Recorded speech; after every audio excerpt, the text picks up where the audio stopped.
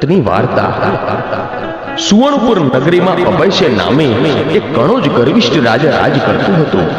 નગરીની સમૃદ્ધિનો પાર ન હતો અને રાજાની ગુણિયલ સંસ્કારી અને અતિ સુશીલ ગુણવતી રાણીનું નામ અંગનસેના હતું। રાણી ઘણી જ નમ્ર અને ધર્મિષ્ઠ હતી। એ ઘણીવાર રાજાને અહંકાર ન કરવા સમજાવતી, પણ રાજા એની વાત કદી ન સાંભળતો। હવે એક દિવસ રાજમહેલા ઝરૂખે બેઠેલી રાણી નદીના કિનારે સ્ત્રીઓને વ્રત કરતી જોઈ અને તેથી રાણીએ એની દાસીને આજ્ઞા આપી કે નદીના કિનારે સોળે શણગાર સજીને તોડે વળેલી સ્ત્રીઓ શું કરે છે એ જાણી લાવ। એટલે દાસી દોડતી દોડતી સ્ત્રીઓ પાસે ગઈ અને પૂછવા લાગી કે તમે બધા શું કરો છો? ત્યારે એક સ્ત્રીએ જવાબ આપતા કહ્યું કે અમે દશામાનું વ્રત કરીએ છીએ। આ વ્રતની વિધિ એવી છે કે સૂતરના 10 તાર લઈ 10 ગાંઠ વાળવી અને ગાંઠે ગાંઠે કંકુના ચાંદલા કરવા અને ત્યારબાદ સ્ત્રીએ વ્રત ક્યારે કરવું અને કેવી રીતે કરવું એ બધું જણાવ્યું। એટલે દાસીએ મહેલમાં આવીને રાણીને બધી વાત કરી। એટલે ધાર્મિક સ્વભાવની રાણીને પણ આ વ્રત કરવાની ઈચ્છા થઈ અને મનથી વ્રત કરવાનું એને નક્કી કર્યું। અને પછી એને રાજાને વાત કરી કે હું દશામાનું વ્રત કરું। ત્યારે અહંકારી રાજાએ ના પાડી દીધી અને કહ્યું કે આ વ્રત તો ગરીબ મૂર્ખા માટે છે। અરે તારે તો ઘણી સાહેબી છે, ધન દોલત, નોકર ચાકર, બાગ બગીચા, રાજપાટ બધું છે, માટે આ વ્રત કરવાનું છોડી દે। અને રાજાના અભિમાન ભર્યા વચનને કારણે રાણીનું દિલ દુભાયું। એ જાણતી હતી કે ગમે તેવી સમજાવટ છતાં આ અભિમાની રાજા એકનો બે નથી થવાનો।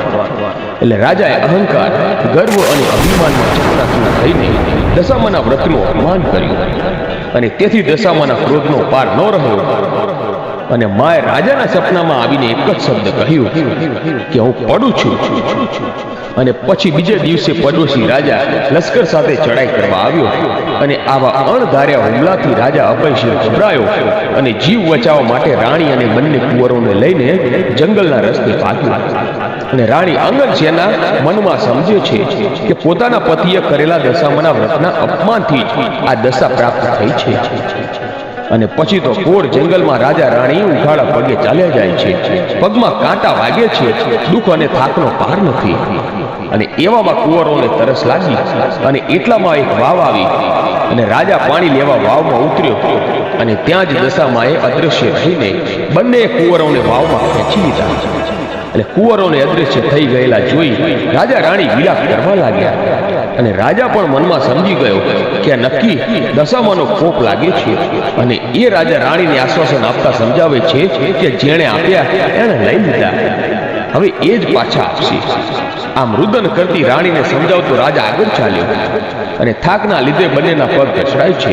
પગમાં વેઢા વેઢાના કાંકરા પોકાઈ ગયા છે અને તેથી પીડાનો પાર નથી। અને રસ્તામાં એક વાડી આવી। રાજાને એમ થયું કે હાશ બે ઘડી વિસામો તો મળશે, પણ રાજાએ વાડીમાં જેવો પગ મૂક્યો ત્યાં તો બધા જ ખીલેલા ફૂલ કરમાઈ ગયા। અને પછી તો વાડીનો માળી વિચારવા માંડ્યો કે નક્કી આ માણસ પાપી પગલાનો છે અને તેથી માળી લાકડી લઈને રાજા રાણીને મારવા દોડ્યો અને રાજા રાણી માંડ બચીને ભાગ્યા। અને જીવનથી હતાશ થઈ ગયેલા ભિખારી જેવી હાલતમાં બંને એક નગરમાં આવ્યા અને એ નગર રાજાની બહેનનું હતું। ને રાજાને આશા હતી કે બહેન જરૂર આશરો આપશે, એટલે એણે પાદરથી જ એની બહેનને સંદેશો મોકલાવ્યો। બહેને પોતાના ભાઈને સોનાની ગાગરમાં સુખડી અને સાથે સોનાના દાગીના મૂક્યા। એક ભાઈએ આવીને રાજાને જેવી સોનાની ગાગર આપી તો સોનાની ગાગર પિત્તળની બની ગઈ, સુખડીને બદલે ઈંટના કટકા બની ગયા અને સોનાના દાગીનાને બદલે ફૂફાડા મારતો કાળો નાગ નીકળ્યો। રાજા આમ વિચાર કરે છે કે મારી સગી બહેન મને મારી નાખવા આવું તો ન જ કરે, નક્કી આ દશામાના કોપના કારણે જ થયું છે। આવો વિચાર કરી રાજાએ ગાગર ત્યાં નીચે જમીનમાં દાટી દીધી અને રાણીને લઈને આગળ ચાલ્યો। ચાલતા ચાલતા એક નદી આવી। નદીને કાંઠે ચીપડાના વાડા છે।